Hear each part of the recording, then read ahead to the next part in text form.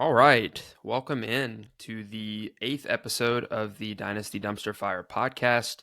Today we are doing our second trade show of the in the history of the podcast, and I'm joined once again by my only guest that I've ever had. That will change at some point, but one of my good friends and league mate in many leagues, Marty D. Marty, how's it going today? Good, dude. How are you? Thanks for having me again. No problem. Doing pretty good. I mean, you're one of my more knowledgeable friends about dynasties, so hopefully as some of our other friends get more into the platform, we'll be able to have them on here and have some group chats and stuff. But I'm doing well. The again, like I said in the beginning, our goal for today is to go through some of the trades that have been made in one of our more active dynasty leagues, that being the League of Legends Dynasty League that we're both a part of. Over the last couple of weeks, we've had quite a few trades that have been made, some by you, some by me, some by me and you, and then some by some of our other league mates. So I thought it would be a cool show to go through about seven of those and kind of just, go back and forth with our thoughts, maybe who we think won and lost, mindsets behind the one that we're involved in, etc. So, sound good to you? Yes, sir. Let's do it. Alrighty. So anybody watching on YouTube, because the visuals will be on YouTube, I'll have the trade screenshot on the screen. But for anyone listening on Spotify or Apple Podcast, I will kind of go through each trade, explain what it is before we start talking about it. So I wanted to start off with the big kind of, one of the biggest trades that have probably ever been made in this league, and definitely one of the bigger ones that you and I have been involved in. So this was a trade made a couple of weeks ago between Marty and I. And again, just to give everybody the format, I'll only say it once because it's the same league for all of these trades. It's a 12-team Superflex PPR start 9, so relatively shallow league. And I decided that I was going to try and approach Marty to give up Justin Jefferson. I didn't know if he would be willing to do it, but I thought, why not? He's trying to compete this year. He's told me maybe he can split that into some, a couple of different assets, and I can upgrade and bring in Justin Jefferson as arguably maybe one of the best players on my team. So the deal that we ended up getting done after hours of back and forth and negotiation is I received Jimmy Garoppolo, Khalil Herbert, and Justin Jefferson, and I sent away to Marty Amon-Ra St. Brown, Ken Walker, Brock Purdy, a 24 second, a 25 second, and a 24 third. So pretty fair deal in my opinion. And before I give my thoughts on the deal itself, I'll kick it off to you. What were your thoughts on the deal and what made it a good transaction to make in your mind? Well, like you said, like I told you I wanted to compete, so I had to consider Justin Jefferson being my 110 from last season initial draft. Um, he increased in value very quickly, and I think he peaked. I don't think it can get much better than this for Justin Jefferson, unfortunately, because he's a wide receiver. So not being like a quarterback one and being like the best offensive player on the field outside of a quarterback, I like what you proposed to me. Um, I'm in a good position, my 110 myself for our upcoming rookie draft, so I feel good to get Charbonnet to complement Walker. So I didn't have too much fear, and then it could also re-strengthen me in an area I would lose, which is my wide receiver, because I have St. Brown who would complement another quarterback on my team, and then Brock Purdy, which is a young quarterback, which I saw potential, and it's the 49ers have come out and said he's QB1 once he's healthy. And the picks, you already get the gist of that. I mean, I don't know. Like, I really am going to miss Jefferson's production, but I felt the trade was pretty solid. Yeah, I knew that with my wide receiver depth, so in that league I have CD, Amon-Ra, Higgins, DK, and I had Judy. That was the core I had at the time.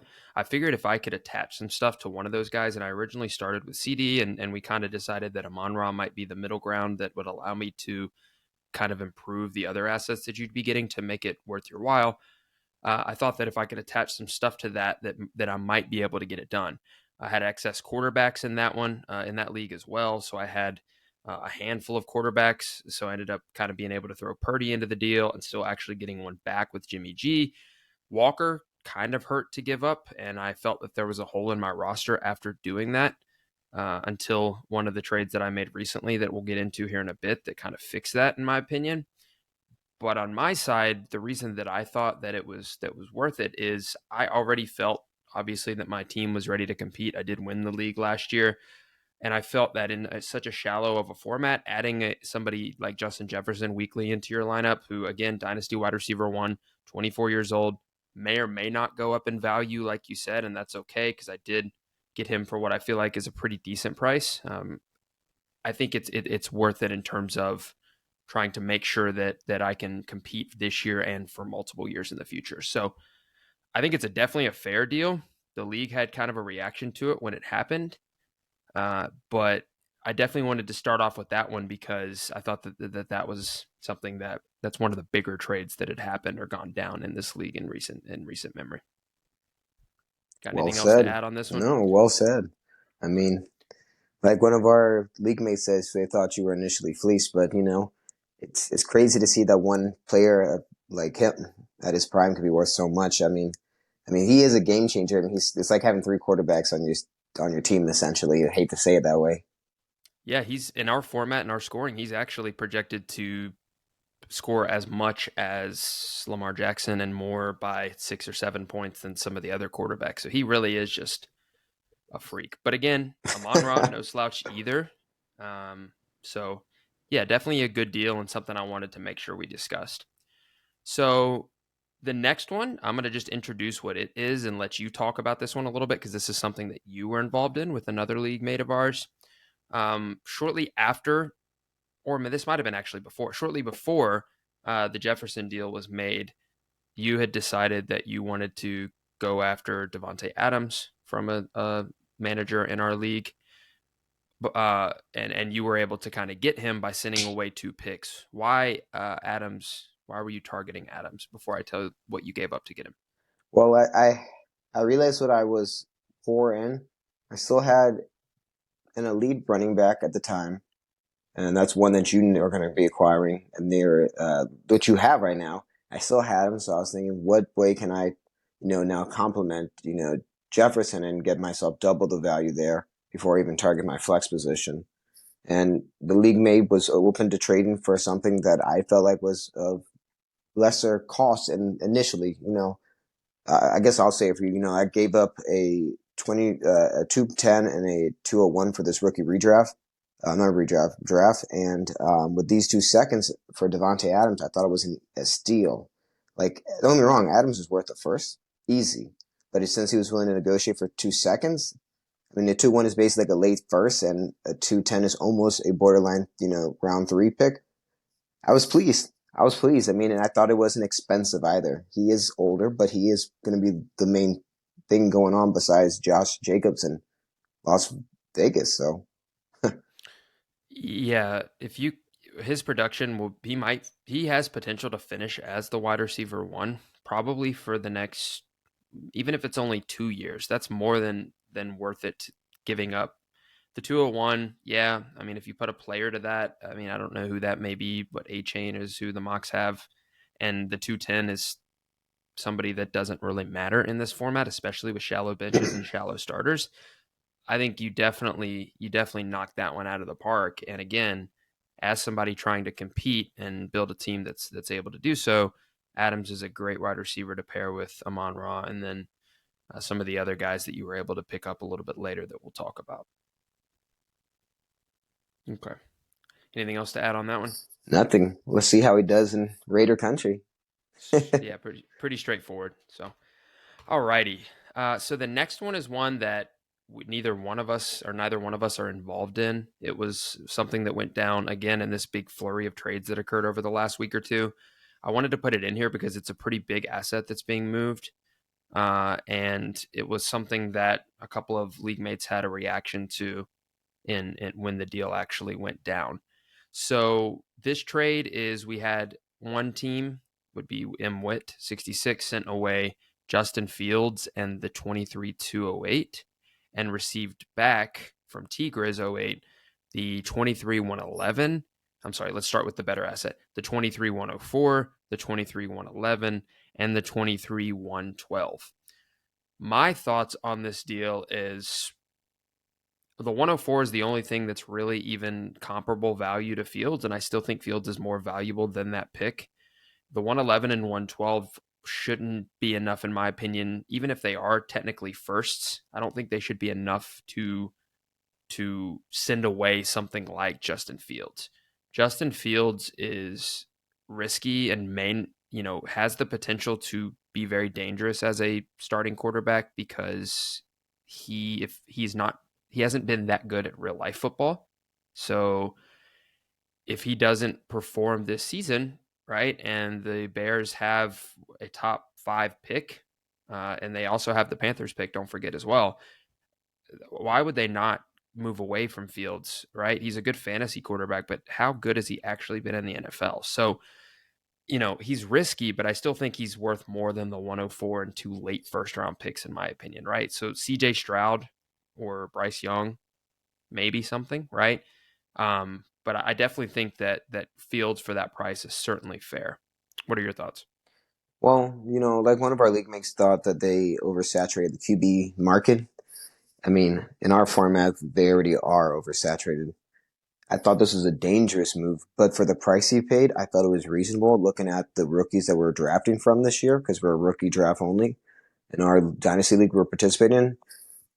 He gets back at 208, which is a late second, but again, the 111 and 12 arts could be valuable, but you're looking at mainly at like tight ends or running backs at this point. And it's kind of, kind of sparse. I mean, I don't know, but he gets a quarterback. He did it because he needed it. And I'll be honest, his team already had Mahomes, so this isn't a bad compliment, especially if Fields is able to maintain and secure his job. And I'll put Whitley on blast too here. He offered me a trade right before this was made for Lamar, but he only offered me 2 firsts and Jacoby Myers. And I immediately declined it because, again, even if it's the 104, I don't think that it's worth as a competing team to send away somebody like that. Now, Lamar's a little bit more secure than Fields, has that deal, that long term deal, and is also a way better passer, in my opinion, than Justin Fields. But again, like you said, the 111 and 112 in this format don't really mean anything because it's not tight end premium. And by that point, the big running backs are gone. The main first round wide receivers are gone. So I really don't, honestly, I don't want much after the 110 in this draft Mm-hmm. for anything that expensive, like a top 8 startup pick like Fields is. So, I definitely think that it's not that it was an underpay, in my opinion, um, to get somebody like Fields to pair with Mahomes. Ditto. Yep. So that one was pretty interesting, right? Anytime a quarterback gets moved, you want to talk about it. Moving on to trade 4 here. This is one that I made to kind of recoup some of that running back value that I had lost by sending away Kenneth Walker, while also doing something that you and I had talked about and kind of capitalizing on the wide receiver depth and value that I had on my team.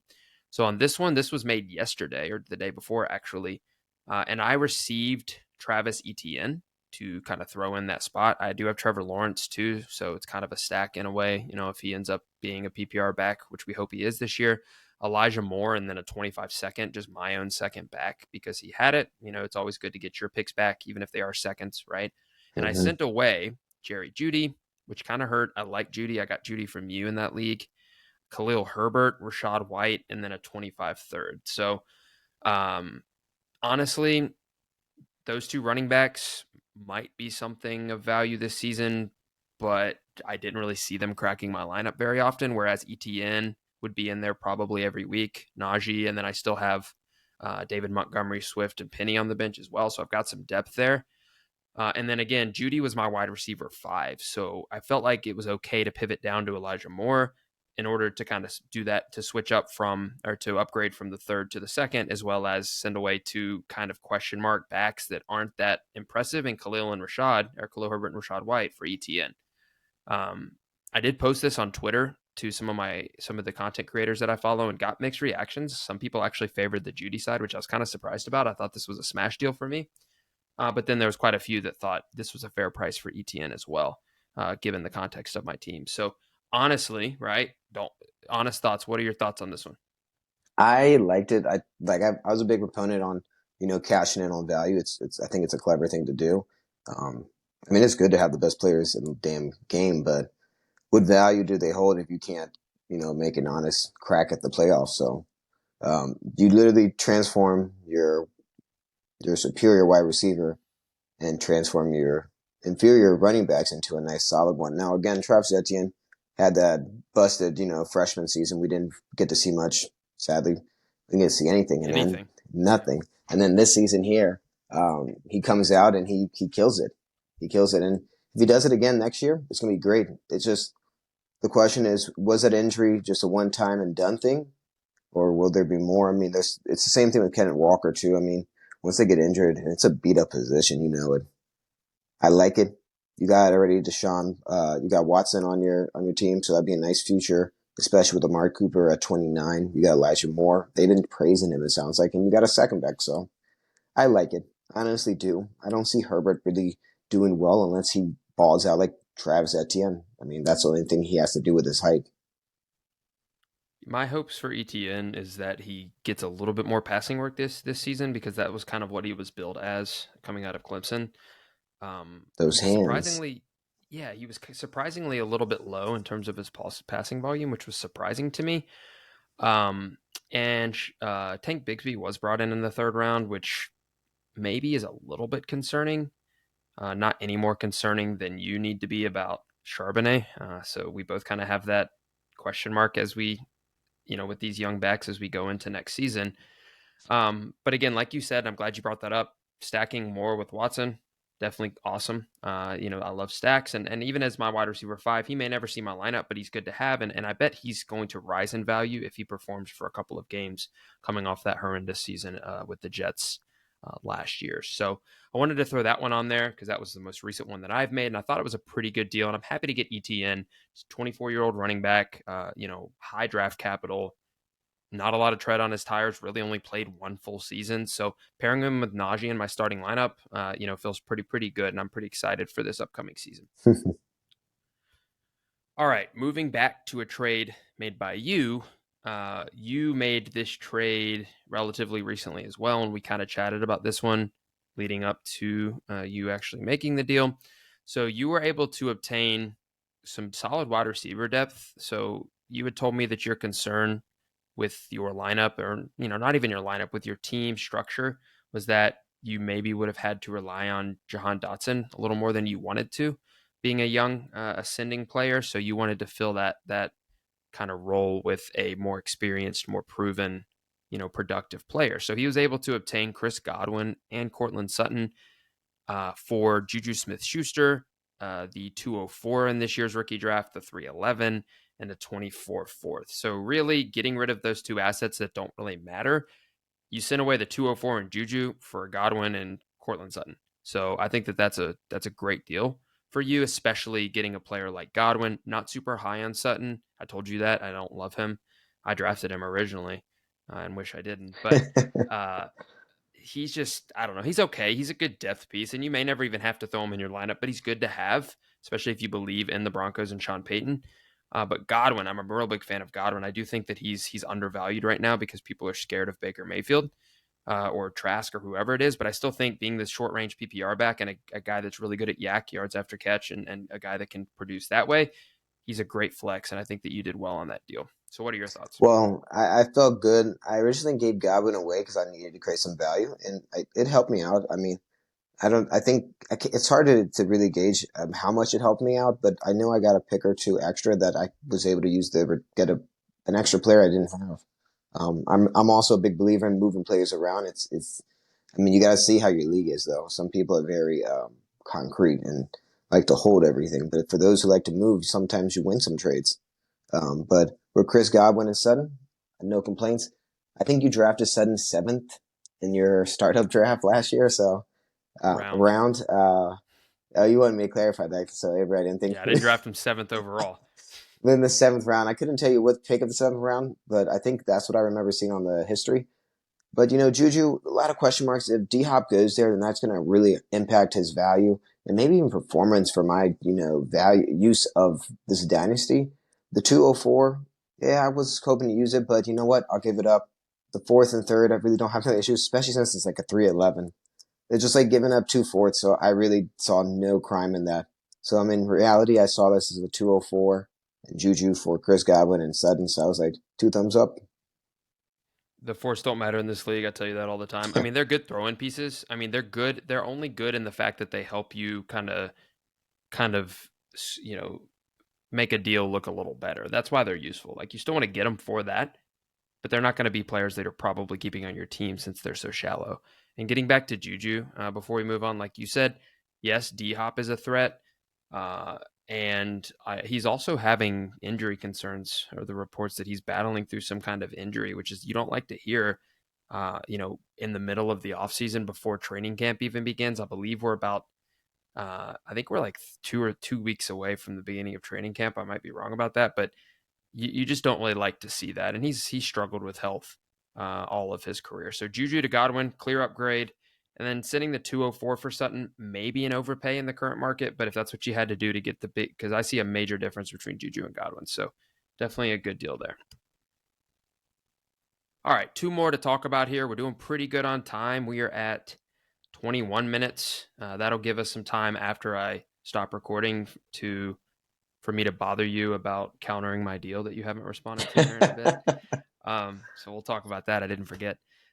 So we're moving on to deal 6 here. This was one that I made when we were at the beach recently. And it was something where, again, I had kind of a embarrassment of riches at quarterback. At that point in time, before I had sent Purdy away to you, I had uh, Lamar, Lawrence, Watson, Purdy, Lance, and I really only need 3, with that 4th being a reserve.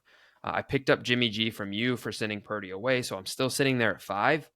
And you and I had kind of talked about that we didn't really believe in Lance, and kind of are worried about his value tanking after this season if he doesn't end up playing and producing. So I was able to get somebody to send to value him, as appropriately with what he probably should be.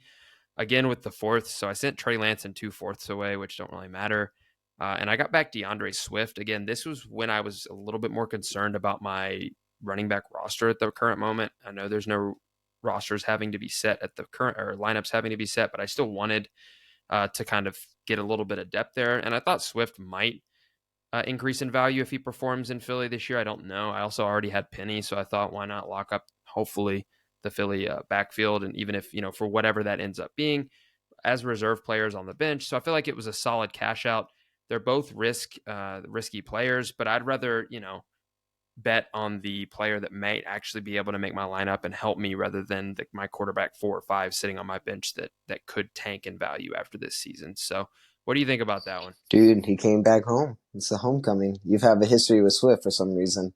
Um, but yeah, no, I liked it. You already had Penny, so it just gives you security. It's like me when I used to have Herbert, and I have Foreman on my team.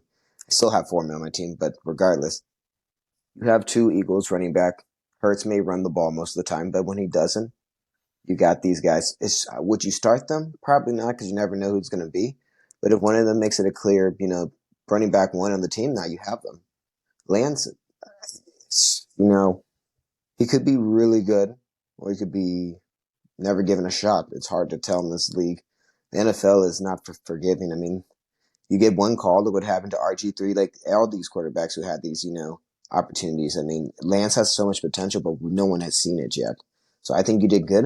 Like we talked about, the force have no value. So I'm a fan of this one. It gives you the depth you needed again.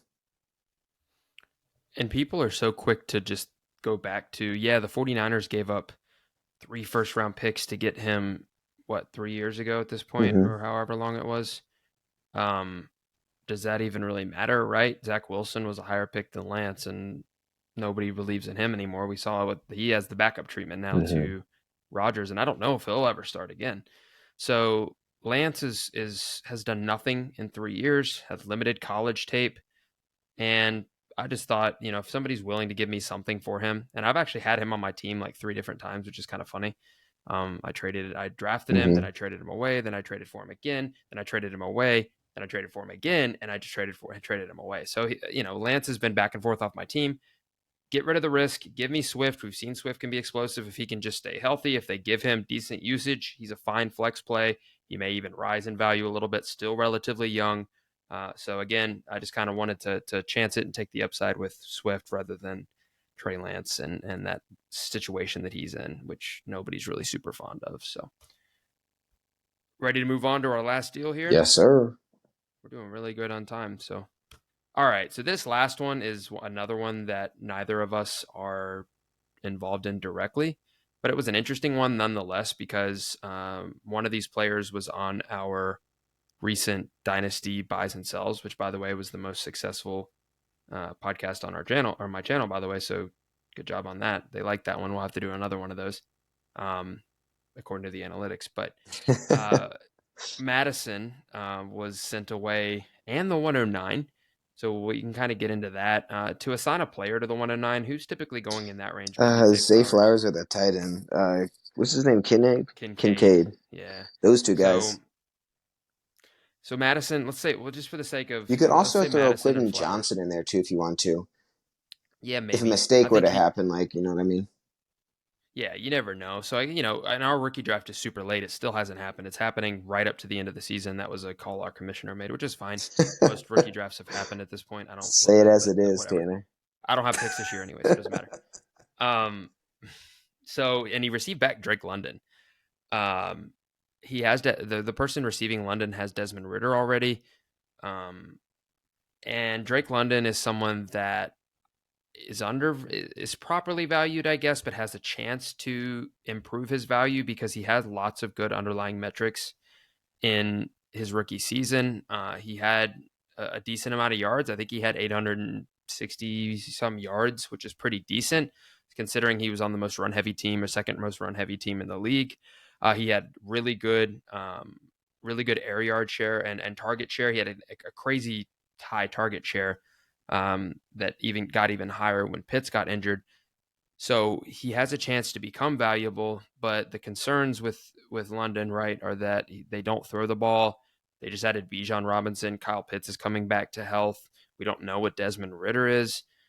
So there's some risk there, but I think for sending away a player that's an older, a 25-year-old running back that's never been a starter, and then what Kincaid or Zay Flowers, I think that's definitely a fine thing to pay to get London. So I'm taking the London side here, regardless of the question marks. How about you? Same way, dude, 100%. I like what he did. The guy who gave away this, this player already has the 101 and the 102, so they're going to be picking up another Falcon player. Do you want two of the three? I guess if you include, I guess you had two of the three most productive offensive players on your team. Probably not. I mean, it's just in real life football, I don't know if they're going to be that good again. It's been a long time since they were. The only Falcon that I would really want would be Bijan. Hmm. I like Pitts. He's fine. He's young and probably will be a decent tight end, so I'm going to hold on to him. I have him in that league. Um, London and Ritter, I don't know. Unless their offense changes in a major way, I don't know what that'll really turn into. Um, but Madison, yeah, again, we'll have to find out too. for that price, yeah, I'm willing to pay that for sure. So, um, we're gonna try to do, or if Marty's willing to come back on, I'm gonna try to do some of these trade shows, maybe once every week or two during the season, if possible. Maybe once every 2 weeks, depending on how busy our schedules get and how many trades go down. Because we're in some pretty active leagues, one in particular, and I think it's cool to kind of get together and talk about our thoughts, on trades that didn't involve us directly.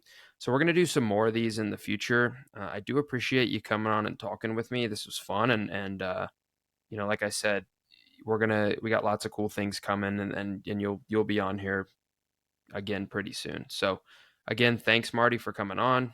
Got anything to say before we cut it here? Nah, dude, thank you for having me and enjoyed this little dumpster fire chat we had. Yes. So, if you made it this far, thank you. Again, trying to organically grow this podcast, not super easy, but just going to continue to pump out content and do things that I think are interesting and talk about something that I and Marty and any other guests that I have on enjoy in Dynasty Fantasy Football. So if you made it this far, give me a like on YouTube. This one will be posted to YouTube. Uh, rate the podcast on Spotify and Apple Podcasts, and all the streams that help however long you watch it. I appreciate you coming and listening. Stay tuned for more episodes. I'll try to get another one out by the end of the week, but may end up being next week. And again, thanks for being on, Marty, and I will see you guys on the next one. Bye-bye.